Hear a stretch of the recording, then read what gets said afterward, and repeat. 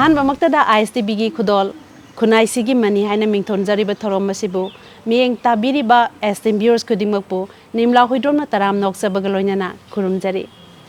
ꯉꯁꯤꯒꯤ ꯑꯩꯈꯣꯏꯒꯤ ꯊꯧꯔꯝ ꯑꯁꯤꯗ ꯑꯈꯟꯅꯔꯕ ꯒꯦꯁ ꯑꯣꯏꯅ ꯃꯤꯡ ꯑꯣꯏꯅ ꯄꯟꯖꯔꯕꯗ ꯌꯨꯝꯅꯥꯝ ꯁꯗꯥꯅꯟꯗ ꯁꯤꯡ ꯗꯥꯏꯔꯦꯛꯇꯔ ꯀꯪꯂꯩ ꯃꯥꯏꯝ ꯊꯤꯌꯦꯇꯔ ꯔꯦꯄꯔꯇꯔꯤ ꯑꯃꯗꯤ ꯁꯪꯒꯤꯠ ꯅꯥꯇꯛ ꯑꯦꯀꯥꯗꯃꯤꯒꯤ ꯑꯦꯋꯥꯔꯗꯤ ꯑꯃꯁꯨ ꯑꯣꯏꯔꯤꯕ ꯑꯣꯖꯥ ꯏꯕꯨꯡꯉꯣꯕꯨ ꯑꯍꯥꯟꯕ ꯃꯛꯇꯗ ꯇꯔꯥꯝ ꯅꯣꯛꯆꯒꯦ ꯈꯨꯔꯨꯝꯖꯔꯤ ꯑꯣꯖꯥ ꯉꯁꯤꯒꯤ ꯇꯥꯡꯂꯕ ꯃꯤꯀꯨꯞꯁꯤ ꯑꯩꯈꯣꯏ ISTBꯅ ꯌꯥꯝ ꯆꯥꯎꯊꯣꯛꯄ ꯐꯥꯎꯖꯩ ꯃꯔꯝꯗꯤ ꯃꯅꯤꯄꯨꯔ ꯍꯥꯏꯕꯁꯤ ꯃꯤꯔꯝꯗ ꯑꯩꯈꯣꯏꯒꯤ ꯃꯥꯂꯦꯝꯒꯤ ꯃꯐꯝ ꯈꯨꯗꯤꯡꯃꯛꯇ ꯑꯩꯈꯣꯏꯅ ꯁꯛ ꯇꯥꯛꯄ ꯃꯇꯝꯗ ꯁꯥꯟꯅ ꯈꯣꯠꯅꯕ ꯑꯃꯗꯤ ꯃꯅꯤꯄꯨꯔꯗ ꯂꯩꯔꯤꯕ ꯇꯣꯉꯥꯟ ꯇꯣꯉꯥꯟꯕ ꯑꯥꯔꯠ ꯐꯣꯔꯝꯁꯤꯅ ꯑꯩꯈꯣꯏ ꯎꯠꯂꯤꯕꯅꯤ ꯑꯗꯨꯒꯤ ꯃꯔꯛꯇ ꯃꯥꯏꯝꯁꯤ ꯑꯃꯅꯤ ꯑꯗꯣ ꯃꯥꯏꯝꯁꯤꯗ ꯑꯣꯖꯥꯅ ꯁꯪꯒꯤꯠ ꯅꯥꯇꯛ ꯑꯦꯀꯥꯗꯃꯤꯒꯤ ꯑꯦꯋꯥꯔꯗꯤ ꯑꯃ ꯑꯣꯏꯅ ꯑꯗ ꯏꯔꯝꯗꯝꯁꯤꯕꯨ ꯑꯃꯨꯛꯀ ꯍꯦꯟꯅ ꯑꯆꯧꯕ ꯑꯋꯥꯡꯕ ꯐꯤꯗꯥ ꯑꯃꯈꯛ ꯀꯟꯕ ꯉꯝꯕꯒꯤ ꯈꯣꯡꯊꯥꯡꯂꯣꯝꯗ ꯁꯨꯝ ꯆꯪꯁꯤꯜꯂꯛꯄꯁꯦ ꯃꯁꯤꯗ ꯑꯩꯈꯣꯏ ꯄꯨꯝꯅꯃꯛꯁꯦ ꯑꯩꯈꯣꯏ ꯑꯗꯨꯛꯀꯤ ꯃꯇꯤꯛ ꯆꯥꯎꯊꯣꯛꯄ ꯐꯥꯎꯖꯩ ꯑꯗꯣ ꯑꯣꯖꯥ ꯑꯩꯈꯣꯏ ꯃꯥꯏꯝꯒꯤ ꯃꯔꯝꯗ ꯋꯥꯔꯤ ꯁꯥꯟꯅꯗ꯭ꯔꯤꯉꯩꯗ ꯑꯣꯖꯥꯁꯤ ꯀꯅꯥꯅꯣ ꯍꯥꯏꯕꯗꯨ ꯃꯥꯏꯝꯒꯤ ꯑꯦꯋꯥꯔꯗꯤꯁꯤ ꯀꯅꯥꯅꯣ ꯍꯥꯏꯕꯗ ꯈꯔ ꯍꯦꯟꯅ ꯈꯪꯅꯤꯡꯕ ꯑꯩꯈꯣꯏ ꯚ꯭ꯌꯨꯋꯔꯁꯤꯡꯒꯤ ꯃꯔꯛꯇ ꯁꯣꯏꯗꯅ ꯌꯥꯎꯒꯅꯤ ꯑꯣꯖꯥꯒꯤ ꯃꯔꯝꯗ ꯈꯖꯤꯛꯇꯪ ꯊꯝꯕꯤꯔꯝꯃꯣ ꯍꯥꯟꯅ ꯌꯥꯅꯤ ꯑꯩ ꯊꯝꯖꯒꯦ ꯑꯩꯒꯤ ꯃꯤꯡ ꯗꯣꯛꯇꯔ ꯌꯨꯝꯅꯥꯝ ꯁꯗꯥꯅꯟꯗ ꯁꯤꯡ ꯑꯩꯒꯤ ꯗꯣꯛꯇꯔꯁꯤ ꯗꯣꯛꯇꯔꯦꯠꯁꯤ ꯀꯩꯅꯣꯅꯦ ꯂꯤꯇꯔꯦꯆꯔꯗ ꯐꯪꯕꯅꯤ ꯃꯅꯤꯄꯨꯔ ꯊꯤꯌꯦꯇꯔꯗ ꯗꯣꯛꯇꯔ ꯉꯁꯥꯏꯒꯤ ꯐꯤꯖꯤꯛꯁꯤꯌꯟ ꯑꯩꯈꯣꯏ ꯃꯤ ꯂꯥꯌꯦꯡꯕꯗꯨ ꯅꯠꯇꯦ ꯍꯥꯏꯖꯔꯤꯕ ꯌꯨꯝꯅꯥꯝ ꯁꯗꯥꯅꯟꯗ ꯁꯤꯡ ꯑꯩꯒꯤ ꯂꯩꯐꯝ ꯌꯨꯝꯅꯥꯝ ꯂꯩꯀꯥꯏ ꯑꯗꯨꯒ ꯑꯩꯕꯨ ꯄꯣꯛꯄ ꯕꯕꯥꯒꯤ ꯃꯤꯡꯅ ꯂꯩꯈꯤꯗ꯭ꯔꯕ ꯌꯨꯝꯅꯥꯝ ꯀꯂꯥꯆꯥꯟ ꯑꯩꯒꯤ ꯏꯃꯥꯒꯤ ꯃꯤꯡꯅ ꯌꯨꯝꯅꯥꯝ ꯑꯣꯡꯕꯤ ꯒꯝꯚꯤꯅꯤ ꯗꯦꯕꯤ ꯑꯩꯈꯣꯏ ꯄꯨꯟꯅ ꯏꯆꯤꯟ ꯏꯅꯥꯎ ꯃꯥꯄꯟꯅꯤ ꯃꯥꯄꯟꯁꯤ ꯃꯅꯨꯡꯗ ꯑꯩꯅ ꯃꯔꯤ ꯁꯨꯕꯅꯤ ꯑꯩꯒꯤ ꯍꯥꯏ ꯁ꯭ꯀꯨꯜꯗꯤ ꯑꯩ ꯔꯥꯝꯂꯥꯝꯄꯥꯟ ꯁ꯭ꯀꯨꯜꯗ ꯇꯝꯖꯔꯛꯏ ꯃꯊꯪꯗ ꯀꯣꯂꯦꯖꯅ ꯑꯣꯔꯤꯌꯦꯟꯇꯦꯜ ꯀꯣꯂꯦꯖꯗ ꯇꯝꯖꯔꯛꯏ ꯑꯗꯨꯒ ꯌꯨꯅꯤꯚꯔꯁꯤꯇꯤꯅ ꯑꯩꯈꯣꯏ ꯃꯅꯤꯄꯨꯔꯗ ꯂꯩꯔꯤꯕ ꯃꯅꯤꯄꯨꯔ ꯌꯨꯅꯤꯚꯔꯁꯤꯇꯤꯗ ꯁꯨꯃꯥꯏꯅ ꯇꯧꯗꯅ ꯃꯊꯪ ꯇꯝꯖꯔꯛꯏ ꯑꯗꯨꯒ ꯑꯩꯒꯤ ꯂꯤꯂꯥ ꯗ꯭ꯔꯃꯥꯒꯤ ꯍꯧꯔꯛꯐꯝꯗꯤ ꯑꯩꯒꯤ ꯂꯩꯀꯥꯏꯗ ꯂꯩꯕ ꯄꯥꯟꯊꯣꯏꯕꯤ ꯅꯥꯏꯇꯝ ꯃꯟꯗꯤꯔꯗꯒꯤ ꯁꯨꯝ ꯑꯉꯥꯡ ꯄꯤꯁꯛ ꯄꯤꯛꯏꯉꯩꯗꯒꯤ ꯍꯧꯔꯛꯄꯗꯨꯅ ꯃꯊꯪ ꯍꯧꯔꯛꯑꯒ ꯑꯗꯒꯤ ꯁꯥꯟꯅ ꯈꯣꯠꯅꯕꯁꯨ ꯑꯗꯨꯝ ꯑꯩ ꯄꯥꯝꯖꯕ ꯑꯗꯒꯤ ꯏꯁꯩ ꯅꯣꯡꯃꯥꯏꯁꯨ ꯑꯗꯨꯝ ꯄꯥꯝꯖꯕ ꯁꯨꯝ ꯃꯊꯪ ꯇꯧꯔꯛꯇꯅ ꯂꯤꯂꯥ ꯗ꯭ꯔꯃꯥꯒꯤ ꯃꯇꯥꯡꯗꯗꯤ ꯄꯥꯟꯊꯣꯏꯕꯤ ꯅꯥꯏꯇꯝ ꯃꯟꯗꯤꯔ ꯌꯨꯝꯅꯥꯝ ꯂꯩꯀꯥꯏꯗꯒꯤ ꯍꯧꯖꯔꯛꯄꯅꯤ ꯌꯨꯝꯅꯥꯝ ꯂꯩꯀꯥꯏꯗ ꯂꯩꯔꯤꯕ ꯄꯥꯟꯊꯣꯏꯕꯤ ꯅꯥꯏꯇꯝ ꯑꯦꯀꯥꯗꯃꯤꯁꯦ ꯃꯁꯤꯗ ꯏꯁꯥ ꯌꯥꯝ ꯉꯟꯅ ꯍꯥꯏꯐꯦꯠ ꯄꯟꯕꯤꯈ꯭ꯔꯦꯀꯣ ꯑꯗꯣ ꯏꯁꯥꯒꯤ ꯆꯍꯤ ꯀꯌꯥꯃꯨꯛ ꯁꯨꯔꯛꯄ ꯀꯔꯝꯕ ꯀ꯭ꯂꯥꯁ ꯍꯥꯏꯇꯥꯔꯦ ꯁ꯭ꯇꯦꯟꯗꯔꯠꯁꯦ ꯀꯔꯝꯕ ꯃꯇꯝꯗꯒꯤ ꯑꯗꯨ ꯏꯁꯥꯒꯤ ꯆꯍꯤ 23-24 ꯁꯨꯕ ꯑꯗꯥꯏꯗꯒꯤ ꯌꯥꯎꯖꯔꯛꯄꯅꯤ 1979 78-79 ꯁ꯭ꯋꯥꯏꯗꯒꯤ ꯑꯩꯈꯣꯏꯁꯤ ꯄꯥꯈꯣꯜꯂꯣꯏ ꯑꯣꯏꯅ ꯍꯥꯏꯇꯥꯔꯦ ꯑꯩꯈꯣꯏꯗꯤ ꯍꯦꯛ ꯆꯪꯕꯒ ꯂꯤꯂꯥ ꯇꯧꯕꯁꯨ ꯐꯪꯖꯔꯛꯇꯦꯀꯣ ꯍꯦꯛ ꯆꯪꯕꯒ ꯄꯥꯈꯣꯜꯂꯣꯏ ꯍꯥꯏꯇꯥꯔꯦꯅꯦ ꯄꯥꯈꯣꯜꯂꯣꯏ ꯍꯥꯏꯁꯤꯗ ꯁꯨꯔꯦ ꯑꯩꯈꯣꯏꯁꯦ ꯆꯥ ꯂꯣꯟꯕꯁꯨ ꯑꯗꯨꯝ ꯌꯥꯎꯕꯅꯤ ꯑꯗꯒꯤꯗꯤ ꯑꯃꯨꯛ ꯁꯤꯠꯄ ꯁꯦꯡꯕꯁꯨ ꯑꯗꯨꯝ ꯌꯥꯎꯒꯅꯤ ꯑꯗꯒꯤꯗꯤ ꯂꯤꯂꯥ ꯇꯧꯕ ꯌꯦꯡꯒꯅꯤ ꯑꯗꯒꯤꯗꯤ ꯃꯤ ꯂꯥꯛꯇꯕꯒꯤ ꯃꯍꯨꯠ ꯁꯤꯟꯖꯟꯒꯅꯤ ꯁꯨꯃꯥꯏꯅ ꯇꯧꯗꯅ ꯁꯨꯝ ꯃꯊꯪ ꯇꯧꯔꯛꯄꯗꯒꯤꯗꯤ ꯆꯍꯤ 24-25ꯒ ꯁꯨꯔꯛꯄ ꯑꯗꯨꯋꯥꯏꯗꯗꯤ ꯑꯩꯈꯣꯏꯁꯤ ꯂꯤꯂꯥ ꯀꯨꯝꯕ ꯍꯧꯔꯛꯑꯦ ꯂꯤꯂꯥ ꯃꯆꯥꯗ ꯀꯨꯝꯕ ꯍꯧꯔꯛꯑꯦ ꯑꯗꯨꯃꯥꯏꯅ ꯇꯧꯅ ꯁꯨꯝ ꯃꯊꯪ ꯍꯧꯔꯛꯄꯗꯨꯅ 1984ꯗ ꯑꯩꯅ ꯌꯥꯎꯕꯅ 78-79 ꯁ꯭ꯋꯥꯏ ꯌꯥꯎꯈ꯭ꯔꯦꯗꯅ 84ꯗ ꯕꯦꯜꯖꯤꯌꯝꯗꯒꯤ ꯅꯨꯄꯤ ꯑꯃ ꯂꯥꯛꯑꯦ ꯃꯥꯁꯤ ꯃꯅꯤꯄꯨꯔꯗ ꯖꯒꯣꯏ ꯇꯝꯕ ꯂꯥꯛꯄꯅꯤ ꯑꯗꯨꯒ ꯑꯩꯈꯣꯏꯒꯤ ꯄꯥꯟꯊꯣꯏꯕꯤ ꯅꯥꯏꯇꯝ ꯃꯟꯗꯤꯔꯗ ꯊꯥ ꯑꯃꯒꯤ ꯃꯥꯏꯝ ꯑꯦꯟ ꯕꯦꯂꯦꯠ ꯍꯥꯏꯕ ꯊꯤꯝꯁꯤꯗ ꯁꯤꯒꯤ ꯇꯣꯄꯤꯛꯁꯤꯗ ꯋꯥꯔꯛꯁꯣꯞ ꯑꯃ ꯇꯧꯏ ꯃꯗ ꯌꯥꯎꯕꯗꯒꯤ ꯃꯊꯪ ꯍꯧꯖꯤꯛꯀꯤ ꯃꯥꯏꯝꯁꯤꯗ ꯆꯪꯁꯤꯟꯅꯕꯒꯤ ꯂꯝꯕꯤ ꯑꯃ ꯁꯤꯃ ꯑꯩꯒꯤ ꯄꯨꯟꯁꯤꯗ ꯑꯣꯏꯔꯛꯈꯤꯕꯅꯤ ꯍꯥꯏꯕꯁꯤꯃ ꯑꯩ ꯑꯍꯥꯟꯕꯗ ꯊꯝꯖꯒꯦ ꯈꯨꯗꯣꯡꯆꯥꯕ ꯑꯃꯈꯛ ꯂꯩꯈꯤꯕꯅꯦ ꯃꯇꯥꯡꯗꯨꯗ ꯍꯣꯏ ꯑꯗꯣ ꯑꯣꯖꯥ ꯂꯥꯛꯆꯅꯤꯡꯕꯗꯤ ꯑꯩꯈꯣꯏꯅ ꯑꯥꯔꯠ ꯐꯣꯔꯝꯁꯦ ꯂꯩꯔꯤꯕ ꯈꯨꯗꯤꯡꯃꯛꯁꯦ ꯑꯩꯈꯣꯏꯁꯦ ꯏꯟꯕꯣꯔꯟ ꯀ꯭ꯋꯥꯂꯤꯇꯤ ꯉꯥꯛꯇꯗ ꯑꯣꯏꯒꯗ꯭ꯔꯥ ꯅꯠꯇ꯭ꯔꯒ ꯃꯔꯛꯇ ꯑꯩꯈꯣꯏꯅ ꯄꯥꯝꯖꯕꯒꯤ ꯍꯣꯠꯅꯕ ꯍꯥꯏꯕꯁꯦ ꯑꯅꯤꯁꯤꯒꯤ ꯃꯔꯛꯇ ꯀꯔꯝꯕꯅ ꯍꯦꯟꯅ ꯏꯐꯦꯛꯇꯤꯞ ꯑꯣꯏ ꯍꯥꯏꯅ ꯂꯧꯏ ꯑꯣꯖꯥꯒꯤ ꯃꯣꯠ ꯑꯝꯇꯪ ꯇꯥꯖꯒꯦ ꯑꯅꯤꯃꯛꯇꯤ ꯑꯗꯨꯝ ꯗꯔꯀꯥꯔ ꯑꯣꯏ ꯏꯟꯕꯣꯔꯟꯁꯨ ꯗꯔꯀꯥꯔ ꯑꯣꯏ ꯑꯗꯨꯒ ꯇꯝꯕ ꯑꯃꯁꯨ ꯑꯣꯖꯥ ꯒꯨꯔꯨꯒꯤ ꯃꯅꯥꯛꯇ ꯇꯝꯕ ꯑꯃꯁꯨ ꯆꯪꯏ ꯈꯜꯂꯤ ꯏꯟꯕꯣꯔꯟ ꯉꯥꯛꯇ ꯑꯣꯏꯌꯦꯅ ꯍꯥꯏꯔꯒ ꯏꯟꯕꯣꯔꯟ ꯀ꯭ꯋꯥꯂꯤꯇꯤ ꯉꯥꯛꯇ ꯆꯦꯜꯂꯒ ꯃꯥꯅ ꯑꯃꯨꯛ ꯃꯗꯨꯒꯤ ꯎꯠꯐꯝꯁꯤ ꯂꯩꯇ꯭ꯔꯕ ꯑꯗꯨꯒ ꯃꯥꯒꯤ ꯏꯟꯕꯣꯔꯟ ꯀ꯭ꯋꯥꯂꯤꯇꯤ ꯂꯩ ꯍꯥꯏꯗꯅ ꯃꯥꯁꯨ ꯑꯗꯨꯝ ꯃꯔꯛꯇ ꯑꯩꯈꯣꯏꯒꯤ ꯍꯣꯠꯅꯗ꯭ꯔꯒꯗꯤ ꯑꯩꯈꯣꯏꯒꯤ ꯃꯥꯁꯦ ꯀꯥꯡ ꯈꯇꯥꯡ ꯇꯥꯔꯒ ꯇꯣꯛꯇꯣꯏꯅꯦꯕ ꯑꯩꯈꯣꯏꯅ ꯂꯩ ꯄꯥꯝꯕꯤ ꯑꯃ ꯊꯥꯔꯦ ko magi si mari mari chatlaga ma si ayong na toroga mai leikhatlaga ma si maka phana satlaga lei sat pai si mai kairak am changi natra kairak am changi magi sagai am changi adugi sagai du yaudраga di mana inborn quality phana lerga su yaro yaba aduna khoigi khoida su kairak thabirak pai tare ko khoi kainogi Panthubi Naik Mandiri Alaman Singh na su khoi inborn quality khoi lei lei ti isana ka mai hai ni sidi mina habi rakado po ni natra ai inborn quality am lei ka ina lo ya ponte haijeri ko ado kaino pamjaba du di theater gi drama gi kai sidi pamjarak pa ado mai mi kai kaino ma tawda khoi gi movement gi aduga haksang gi facial expression tawba adigi mai technique kai gi pot si yaw dan hek illusion gi kai gi pot se taw kan da min hek mai sidi mali ne kai habi ba adu modi lei gi ba aduna ngisai gi hangbiri ba question do inborn quality am su mahak tamjabagi makha pon braido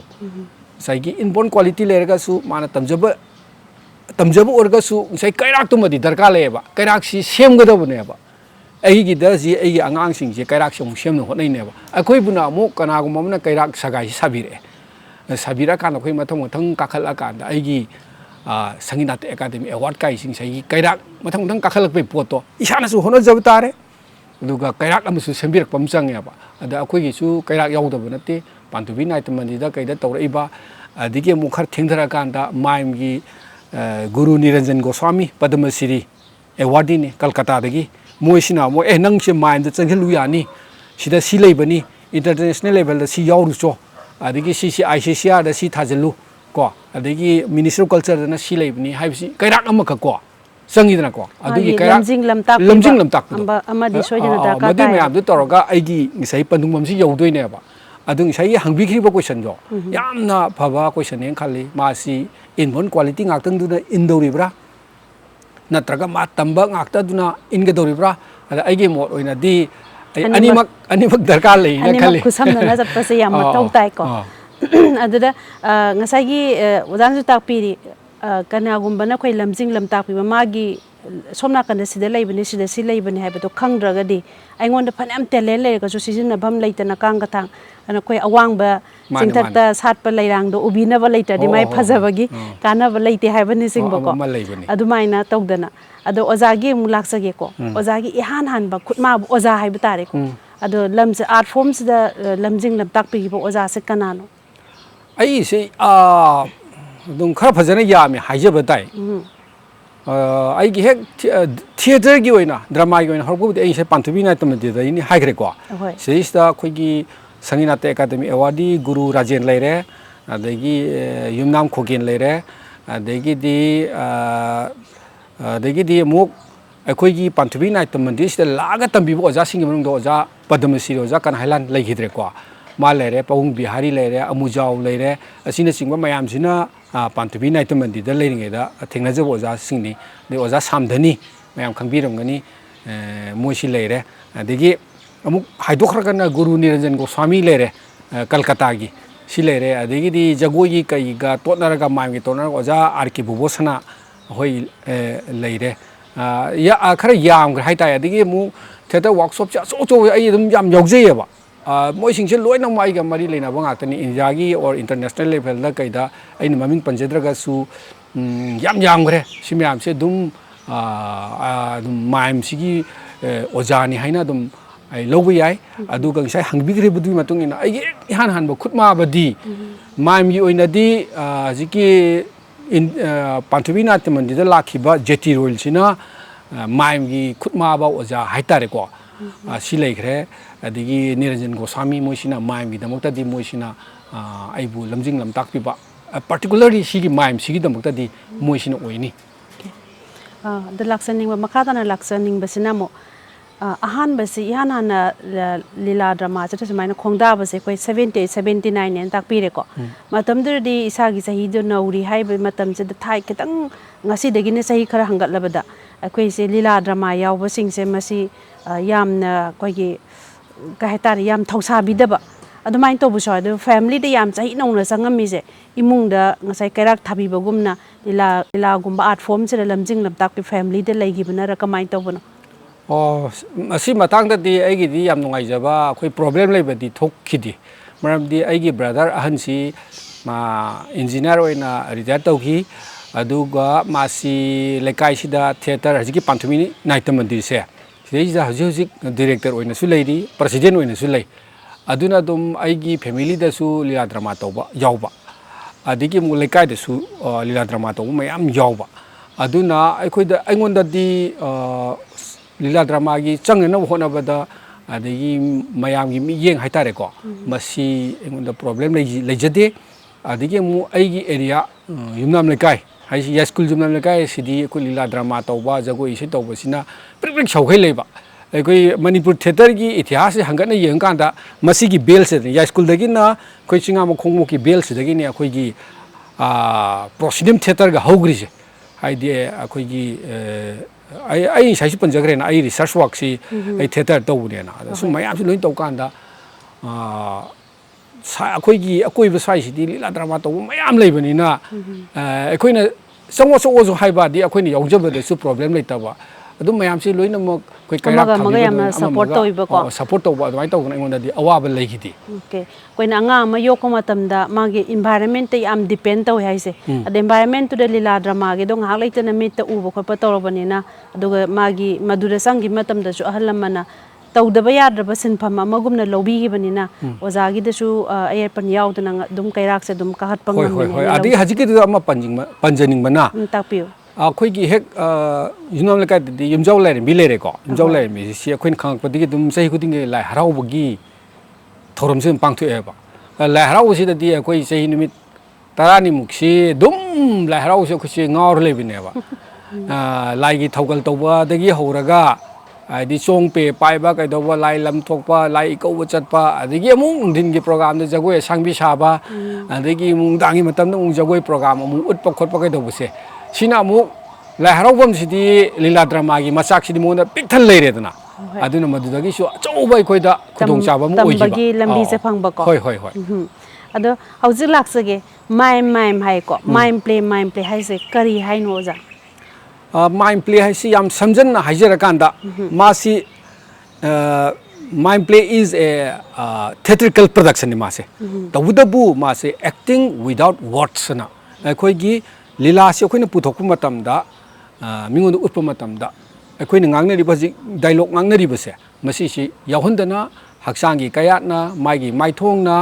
physical movement ma'am Cina expression से अखोइना पामे पोछि उथोए हरगा वारी purring अमा सानाबदुनी मदुबुनी अखोइना mime high आइना अखोइना खंगनरिबसे अदा अखोइना उजबा कांदा सु mime गी artist अमना stage दा मागी परफॉर्म तौबा थोलकप मतमदा मागी ममाइ मिसे याम फजना पेन तौबैना उजैबको अदु सि पेन चे त करी कलर नो हाइ तारे को मंगोंदा तौरी से करी पेन नो मसी मतंग से आई संदोन हाइजेगे ताकपियो माइम प्ले की मेकअप की दमकता हार्ड एंड फर्स्ट रूल लेते को मासे अंगो येकदबनी नत्रा हिगोक येकदबनी नत्रगा येलो तेगदबनी हाबिगे लेते अदुबु अखोइना हजिक इंडिया दा अमसुंग पृथ्वी की मफम खरदा अखोइदा माइदा अंगो तेसलगा अखोइ क्लाउन मेकअप की टाइप दा अदुगा अखोइगी ngorong तेसलगा अखोइना थेंगनै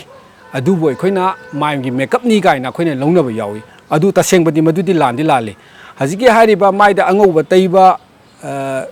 उलिबा अदगी fee फुरित खुंगाव अमुबा सेलगा तौरिबा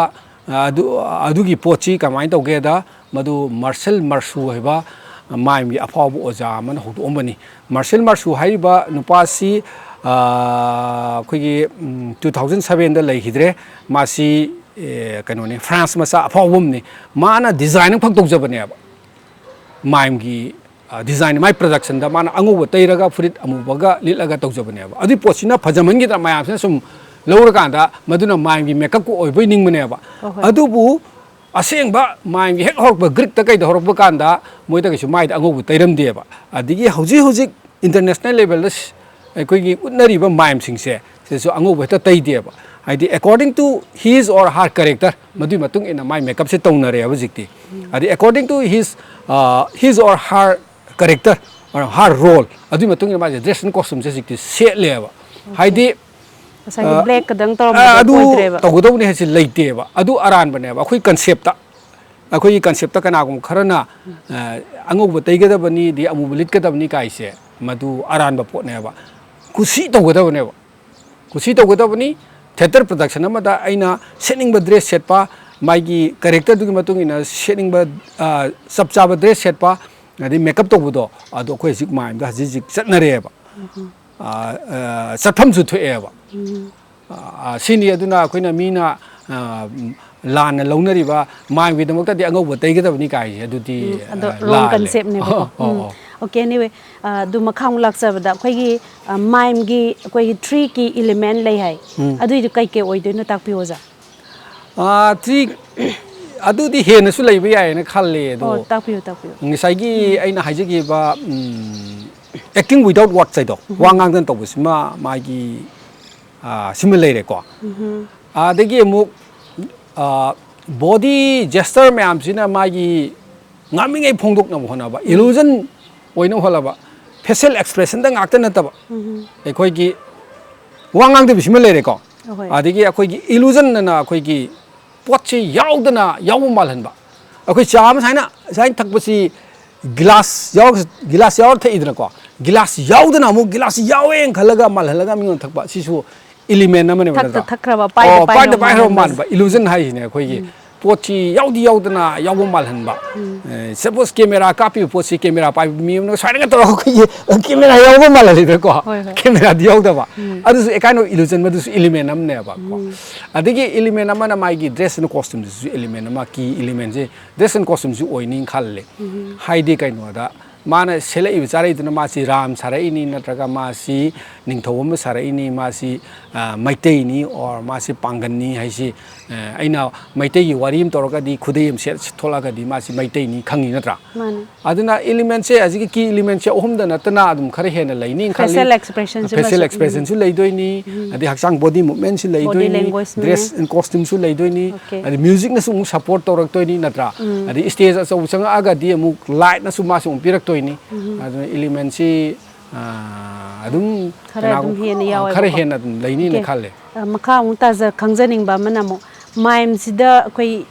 yaw da ba ya da ba tare ko masi yaw draga di mime ge artist amana perform to boda mapung pha de ka haiba skill ji di kari oigen adu ding sai gi wangang selu di yadre wangang da bisine magi se wangang da ba lila di ge da bani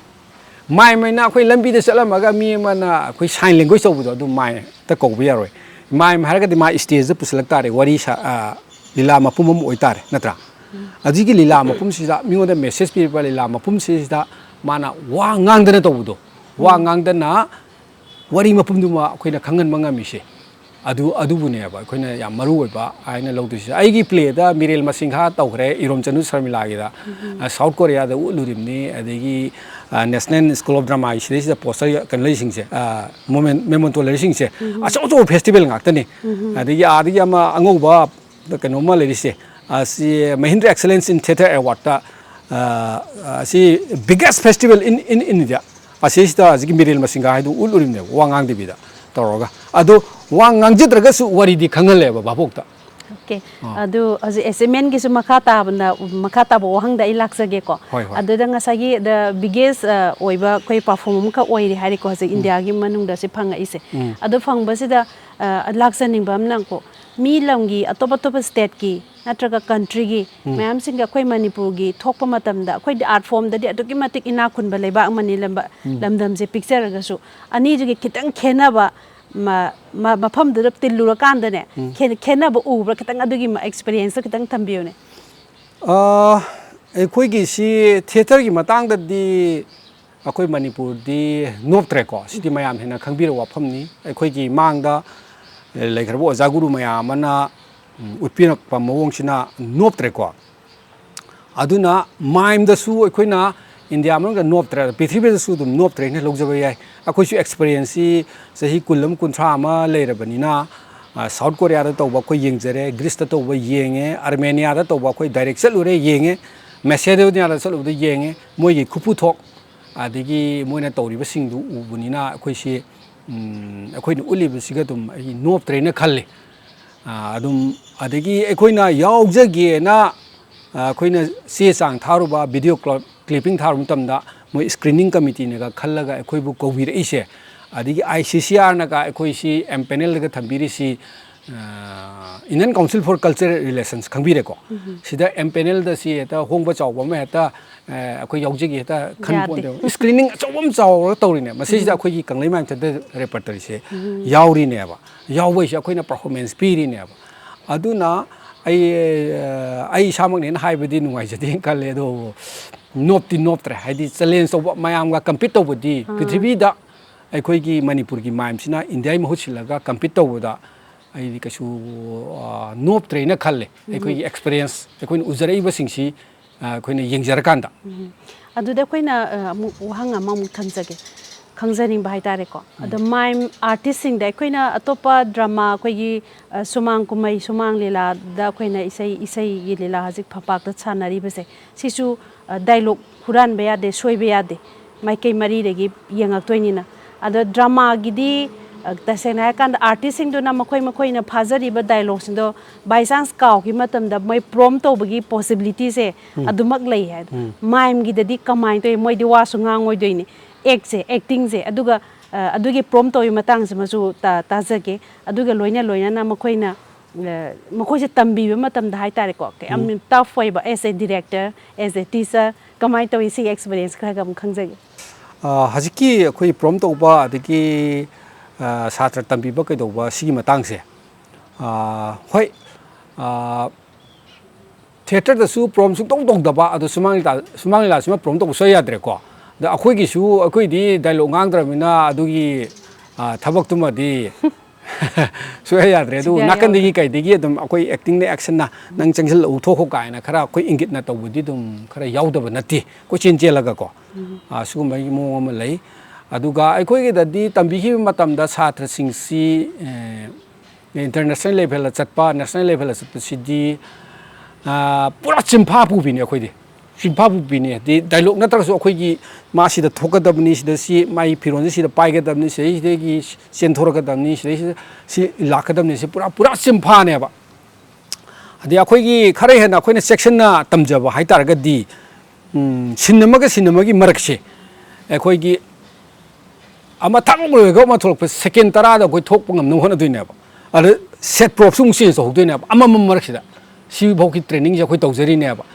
adu sometimes akoi da boring am chu bole yaw bune ba drama da cinema sin so kan da akoi gi minute mari manga ga loksan ba ga yaw bune ba boring am chu ba adu akoi khangjab maram na ai within 10 seconds sida akoi di chaw pochi thangjin ba lokthok ba akoi training tawe ba adu adum ngamme ba adu de akoi technique khara sinare ko technique khara sinare amambada kamai karina ugadagi adu de radium sinap tare wabo ko adigi di step kya sanga si lokthok pa ya kya da thangdok pa ya kyam chaw po no adigi di aina mi si khaidok toini wabo ba ko noi manga na sona kan si pairo noi manga na sona pairo nang na som thok kan da sona kan si cross na dana ba tawro kai adu di akoi gi tongan ba technique am lei adu mayam du su akoi changi hajari ba adigi gi training si di akoi di loi sure di sai abhinay gi mata ama acting gi mata ama nata shastra dei jo koi khar lokali de ai bu tambiram bo aja guru na takpir ma mayam de su lokhat chai adigi mu masagi physical fitness oina ba koi yoga tawdaba ya di yoga tawi adigi Manipur gi yam tanga ba martial art thang ta koi phajana sana jai adigi ai sama national football player ne aduna koi gi physical fitness oina ba koi gi flexible exercises ko strength leina ba skill leina ba stamina leina ba endurance leina ba sigi mayam si dum aina dum hapsil laga angang sing si fit oina bo hotnaraga adigi de khoi gi rock climbing happy asine sing ba training si makhan adum khara yam tawena longjaba tai haidi mi ga lan thengnar pa matam da khoina sup tana ba angang sing se adi mai gi mai thong gi abhinay gi kai gi acting gi action gi mayam sigi mathak ta aji aina pajari do physical fitness oina ba mayam asu all round fitness oida ba adigi di purit tu bo na ba di set sana bo hona ba makeup ki kai gi mayam si loina all round si adum ai training tawjaraga ai national gi thak ta international gi thak ta ai na adumai tawna khara ka sum mirak tin mangam hai tare ne adai hona jabani mind and body animal se yamna strong oiba tai ba ko adu khoi hojik se makha mu lak sabada khoi gi mime je khoi mi gi lam gi national level da international gi level da mayam ma oja lengbiru re ko iramdum gi chawba mi sa su pu duna lakpiri ꯑꯗꯣ ꯉꯁꯤꯒꯤ apply ꯇꯧꯕ ꯈꯣꯠꯄꯁꯦ ꯑꯣꯖꯥ ꯀꯌꯥꯅꯁꯨ ꯁꯤꯗ ꯆꯠꯂꯨ ꯁꯤꯗ ꯆꯠꯂꯣꯅ ꯇꯥꯛꯄꯤꯗꯅ ꯃꯃꯥꯡꯗ ꯊꯝꯕꯤꯈ꯭ꯔꯦ ꯑꯗꯣ ꯑꯣꯖꯥꯅ as a director as a teacher ꯑꯃ ꯑꯣꯏꯅ ꯑꯣꯖꯥꯒꯤ ꯂꯩꯔꯤꯕ ꯑꯥꯔꯇꯤꯁꯁꯤꯡꯗꯗꯤ ꯀꯔꯝꯍꯥꯏꯅ ꯃꯈꯣꯏꯕꯨ ꯑꯃꯨꯛ ꯑꯣꯖꯥꯕꯨ ꯌꯣꯛꯈꯠꯄꯤꯔꯛꯈꯤꯕꯗꯣ ꯃꯇꯝ ꯑꯃꯗ ꯑꯗꯨꯃꯥꯏꯅ ꯃꯈꯣꯏꯒꯤ ꯑꯃꯨꯛ ꯑꯣꯖꯥꯅ ꯂꯝꯖꯤꯡꯕꯤꯔꯤꯅꯦꯕꯀꯣ ꯑꯗꯣ ꯃꯈꯣꯏꯁꯦ ꯍꯧꯖꯤꯛꯐꯥꯎꯗ ꯑꯩꯈꯣꯏꯒꯤ ꯂꯝꯗꯝꯁꯤꯒꯤ ꯑꯣꯏꯅ ꯑꯗꯨꯛꯀꯤ ꯃꯇꯤꯛ ꯃꯃꯤꯡ ꯂꯩꯔꯕ ꯃꯤꯁꯛ ꯑꯃ ꯑꯣꯏꯕꯗ ꯅꯠꯇꯅ ꯃꯣꯏ ꯇꯨꯡꯒꯤ ꯌꯨꯝꯕꯤꯔꯦꯜ ꯑꯃ ꯑꯣꯏꯔꯛꯄꯁꯨ ꯑꯗꯨꯒꯤ ꯃꯈꯣꯡ ꯁꯣꯝꯕꯗꯣ ꯑꯣꯖꯥꯅ ꯁꯣꯏꯗꯅ ꯇꯧꯕꯤꯔꯝꯒꯅꯤ ꯍꯥꯏꯅ ꯈꯜꯂꯦ ꯑꯗꯨꯅ ꯉꯁꯥꯏꯒꯤ ꯖꯁ ꯃꯥꯏꯝ ꯑꯃ ꯄ꯭ꯂꯦꯁꯦ ꯁꯥꯟꯅꯕ ꯃꯇꯝꯗꯅꯦ ꯃꯥꯒꯤ ꯖꯁ ꯑꯣꯏꯕ ꯈꯔꯗꯤ ꯂꯩꯗꯣꯏꯅꯤꯗꯅ ꯑꯩꯈꯣꯏ ꯀꯝꯄꯤꯇꯤꯁꯟ ꯇꯧꯔꯛꯄ ꯃꯇꯝꯗ ꯑꯇꯣꯞꯄ ꯂꯝꯒꯤ ꯖꯁꯁꯨ ꯌꯥꯎꯔꯝꯒꯅꯤ ꯑꯩꯈꯣꯏꯒꯤ ꯂꯝꯗꯝꯒꯤꯁꯨ ꯑꯣꯖꯥ ꯍꯣꯏ ꯑꯗꯨꯝ ꯂꯦꯡꯕꯤꯔꯝꯒꯅꯤ ꯑꯗꯨꯒꯤꯗ ꯃꯈꯣꯏꯅ ꯎꯠꯂꯤꯕꯁꯤꯗ ꯈꯔ ꯍꯦꯟꯅ ꯇꯐ ꯑꯣꯏꯕ ꯖꯒꯥ ꯍꯥꯏꯕ ꯑꯃ ꯂꯩꯗꯅꯀോ ꯁꯤ ꯖꯁ ꯃꯥꯒꯤ ꯑꯁꯦꯡꯕ ꯀꯩꯅꯣꯗꯨꯃ ꯄꯤꯕ ꯃꯇꯝꯗ ꯍꯥꯏꯇꯥꯔꯦ ꯃꯣꯏꯒꯤ ꯄꯔꯐꯣꯔꯃꯦꯟꯁꯇꯨꯒꯤ ꯑꯆꯨꯝꯕ ꯄꯤꯕ ꯃꯇꯝꯗ ꯈꯔ ꯇꯐ ꯑꯣꯏꯕ ꯖꯒꯥꯒꯗꯤ ꯊꯦꯡꯅꯕꯤꯕ꯭ꯔꯥ? ꯍꯣꯏ ꯊꯦꯡꯅꯩ ꯀꯩꯅꯣꯅꯤ ꯃꯔꯨ ꯑꯣꯏꯅ ꯃꯥꯏꯝꯒꯤꯗꯨꯗꯤ ꯑꯩꯈꯣꯏ ꯀꯝꯄꯤꯇꯤꯁꯟꯗꯤ ꯇꯧꯅꯗꯦꯀꯣ ꯑꯌꯥꯝꯕ ꯃꯇꯝꯗ ꯑꯣꯀꯦ ꯑꯣꯡꯂꯤ ꯀꯝꯄꯤꯇꯤꯁꯟꯗꯤ ꯑꯩꯈꯣꯏ ꯏꯟꯇꯔ ꯀꯣꯂꯦꯖꯀꯤ ꯀꯩꯒꯤ ꯑꯣꯜ ꯏꯟꯗꯤꯌꯥꯒꯤꯁꯨ ꯇꯧꯋꯤ ꯃꯅꯤꯄꯨꯔꯒꯤꯁꯨ ꯇꯧꯋꯤ ꯁ꯭ꯋꯥꯏꯗ ꯀꯝꯄꯤꯇꯤꯁꯟ ꯈꯔ ꯇꯧꯕ ꯅꯠꯇꯅ ꯑꯗꯨꯒ ꯑꯩꯈꯣꯏꯒꯤ ꯑꯆꯧꯕ ꯐꯦꯁꯇꯤꯚꯦꯜꯁꯤꯡꯗꯗꯤ ꯀꯝꯄꯤꯇꯤꯁꯟꯗꯤ ꯇꯧꯅꯗꯦ ꯑꯗꯨꯕꯨ ꯉꯁꯥꯏꯒꯤ ꯍꯥꯏꯕ ꯑꯩꯈꯣꯏꯒꯤ ꯏꯟꯇꯔ ꯀꯣꯂꯦꯖꯀꯤ ꯏꯟꯇꯔ ꯌꯨꯅꯤꯚꯔꯁꯤꯇꯤꯒꯤꯗꯨꯗ ꯑꯗꯨꯝ ꯇꯞ ꯑꯣꯏꯕ ꯑꯗꯨꯝ ꯊꯦꯡꯅꯩ ꯆꯞ ꯃꯥꯟꯅꯅ ꯐꯖꯕ ꯌꯥꯎꯔꯛꯄꯒꯨꯝꯕꯀꯣ ꯑꯗꯒꯤꯗꯤ ꯈꯔ ꯁꯣꯊꯕ ꯌꯥꯎꯔꯛꯄꯒꯨꯝꯕ ꯍꯦꯛ ꯌꯦꯡꯕꯗ ꯑꯩꯈꯣꯏꯒꯤ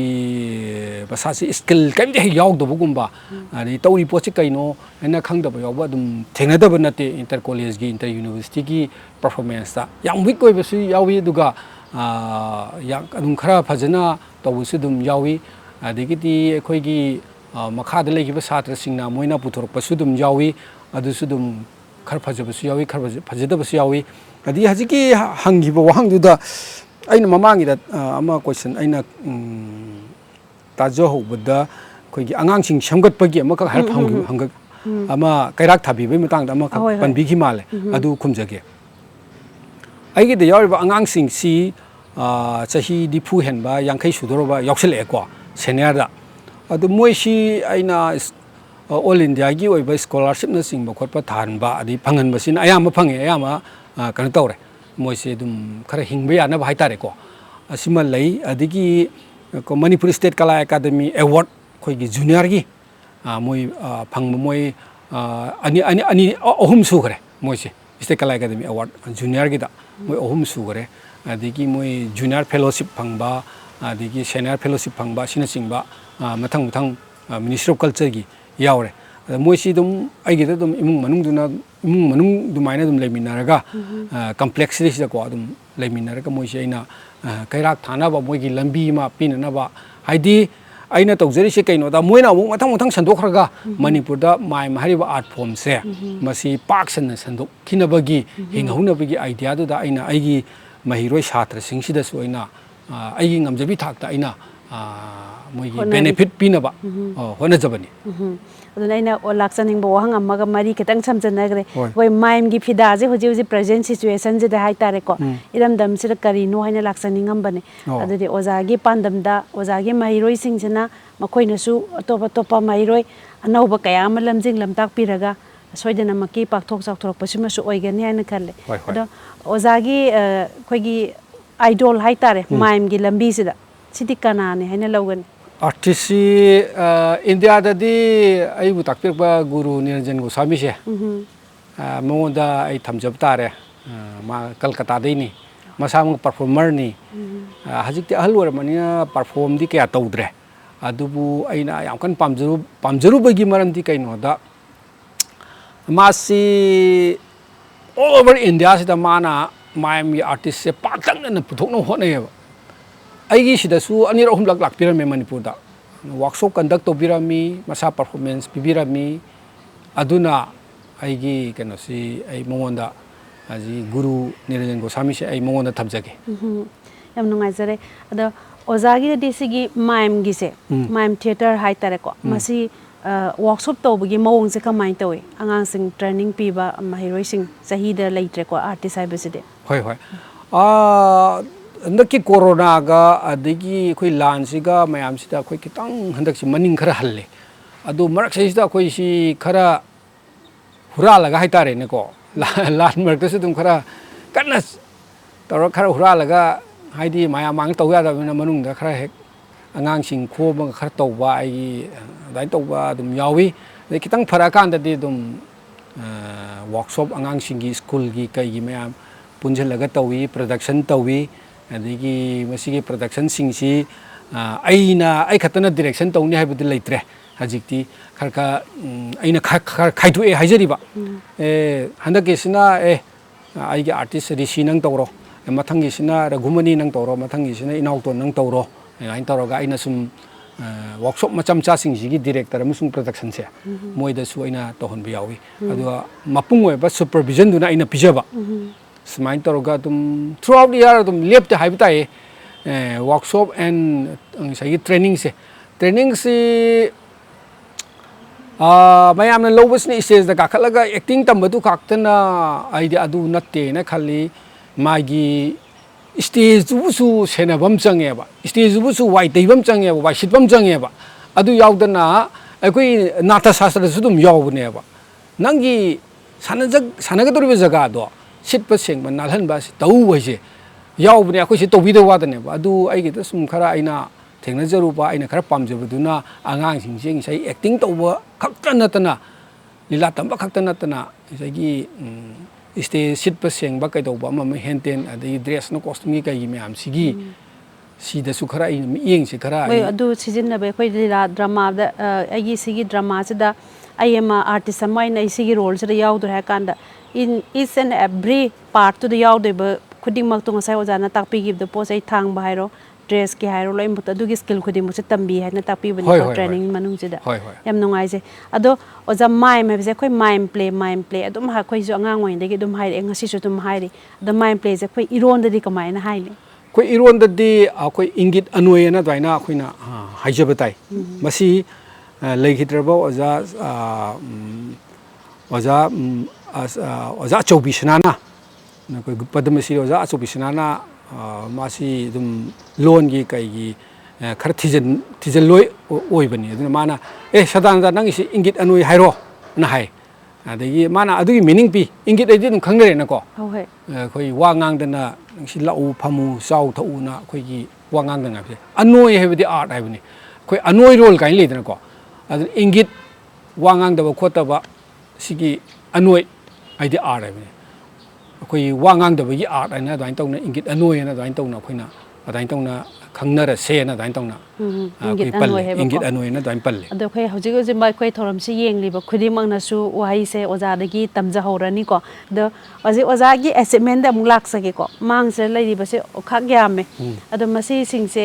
kadai da salu da karam ba perform toru da phangak pano madu da nungai gi ba oja gi live ki kaw bangam da moment singai tare ko nungai ba mi ko sindu tang share tawio Sanginate Academy Award ki certificate lai re adagi di songi sigi sina Sanginate Academy Award handaki kuidri ba kaino duni de makha da State Kala Academy Award ki trophy lai re ada ngorok ngoba khoi gi mingsen gi se sina Mahindra Excellence in Theatre Award khoi Manipur gi yan hana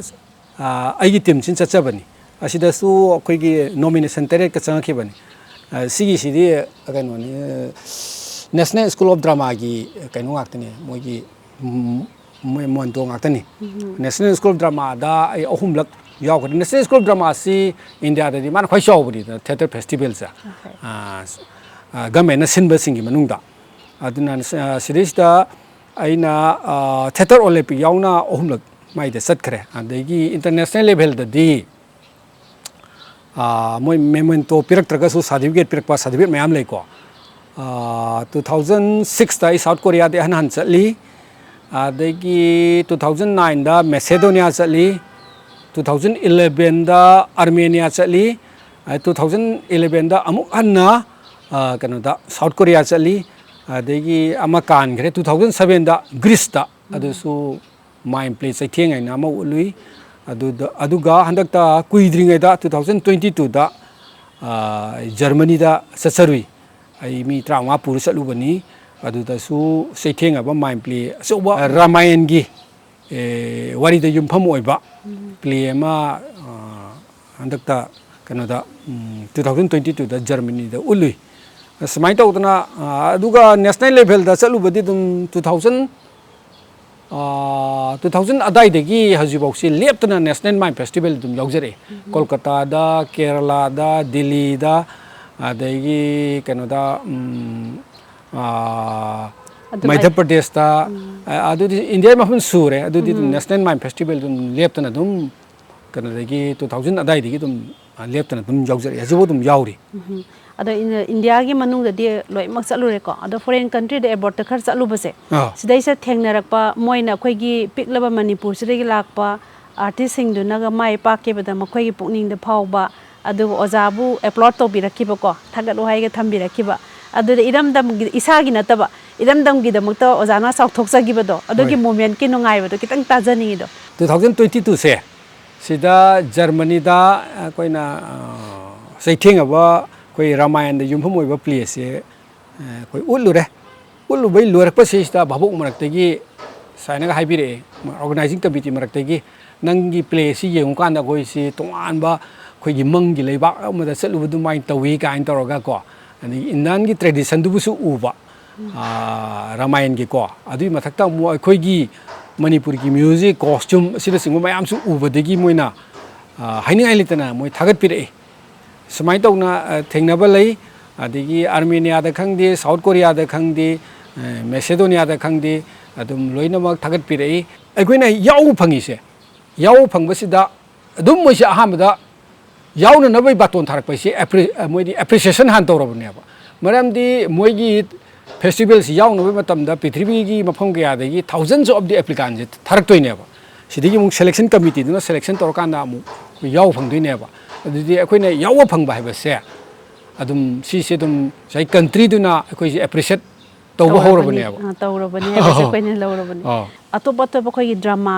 ꯂꯩꯔꯤꯕ ꯑꯩꯈꯣꯏꯅ ꯁ꯭ꯇꯦꯖꯀꯤ ꯄꯔꯐꯣꯔꯃꯦꯟꯁꯇ ꯂꯩꯕ ꯗ꯭ꯔꯃꯥꯁꯦ ꯁꯨꯃꯥꯏꯅ ꯃꯣꯏꯁꯨ tragedy ꯑꯣꯏꯕ ꯃꯇꯥꯡ ꯑꯗꯩ ꯌꯥꯝ emotional ꯑꯣꯏꯕ ꯃꯇꯥꯡ ꯍꯔꯥꯎꯕ ꯃꯇꯥꯡꯁꯤꯡꯗꯁꯨ ꯑꯩꯈꯣꯏꯒꯤ ꯃ꯭ꯌꯨꯖꯤꯛꯅ ꯏꯟꯅꯔꯀꯥꯟꯗ ꯍꯦꯟꯅ ꯅꯨꯡꯉꯥꯏꯍꯟꯕ ꯑꯃ ꯌꯥꯎꯔꯤꯕ ꯑꯗꯨꯃꯥꯏꯅ ꯃꯥꯏꯝ ꯄ꯭ꯂꯦꯗꯁꯨ ꯑꯗꯨꯃꯛ ꯇꯧꯔꯤꯕ꯭ꯔꯥ ꯍꯣꯏ ꯍꯪꯕꯤꯔꯛꯏꯁꯤꯁꯨ ꯌꯥꯝ ꯐꯩ ꯑꯩꯒꯤꯗꯤ ꯀꯃꯥꯏꯅ ꯇꯧꯒꯦꯗ ꯆꯨꯝꯅꯒꯤ ꯃꯅꯤꯄꯨꯔꯒꯤ ꯊꯤꯌꯦꯇꯔ ꯇꯧꯅꯔꯤꯕ ꯃꯣꯏꯅ ꯁꯤꯖꯤꯟꯅꯔꯤꯕ ꯃ꯭ꯌꯨꯖꯤꯛꯁꯦ ꯁꯤꯗꯒꯤ ꯑꯩꯁꯤꯅ ꯌꯥꯝ ꯁꯥꯊꯤꯅ ꯍꯦꯜꯂꯝꯒꯅꯤ ꯑꯩꯅ ꯈꯟꯖꯩ ꯑꯩꯅ ꯈꯟꯕꯗ ꯑꯩꯒꯤꯗꯗꯤ ꯌꯥꯝ ꯉꯁꯥꯏꯒꯤ ꯋꯥꯔꯤ ꯄꯔꯤꯡꯅꯦ ꯑꯗꯒꯤ ꯉꯁꯥꯏꯒꯤ ꯁꯤꯀ꯭ꯋꯦꯟꯁꯇꯨꯅꯦ ꯀꯩꯅ ꯌꯥꯝ ꯀꯨꯞꯅ ꯁ꯭ꯇꯗꯤ ꯇꯧꯖꯔꯀꯥꯟꯗ ꯃ꯭ꯌꯨꯖꯤꯛꯁꯦ ꯌꯥꯝꯅ ꯃꯔꯥꯡ ꯀꯥꯏꯅ ꯑꯩ ꯍꯥꯞꯆꯩ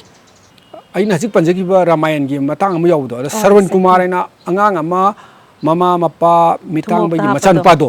ꯊꯨꯃꯣꯛꯇ ꯍꯥꯞꯄ ꯄꯨꯕꯗꯣ ꯁꯔꯋꯟ ꯀꯨꯃꯥꯔꯁꯤ ꯗꯁꯔꯠꯅ ꯇꯦꯟꯅ ꯀꯥꯞꯄꯒ ꯍꯥꯠꯈꯤꯕꯅꯦꯕ ꯃꯥꯒꯤ ꯊꯥꯛ ꯂꯥꯎ ꯄꯥꯝꯕꯒꯤ ꯀꯩꯅꯣꯁꯤꯗꯩꯁꯤꯗ ꯑꯩꯈꯣꯏꯒꯤ ꯄꯦꯅꯥꯒꯤ ꯁꯤꯀꯞꯂꯣꯟꯁꯦ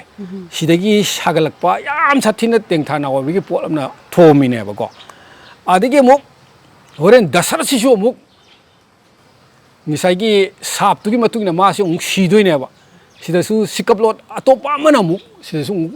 ꯄꯤꯗꯣꯏꯅꯦꯕ ꯑꯗꯨꯅ ꯑꯗꯨꯁꯨ ꯄꯨꯔꯥ ꯑꯩꯈꯣꯏꯒꯤ ꯑꯌꯦꯡꯕꯗ ꯑꯗꯒꯤ ꯂꯤꯂꯥ ꯇꯧꯖꯔꯤꯕ ꯑꯩꯈꯣꯏꯗꯁꯨ ꯊ꯭ꯔꯤꯜ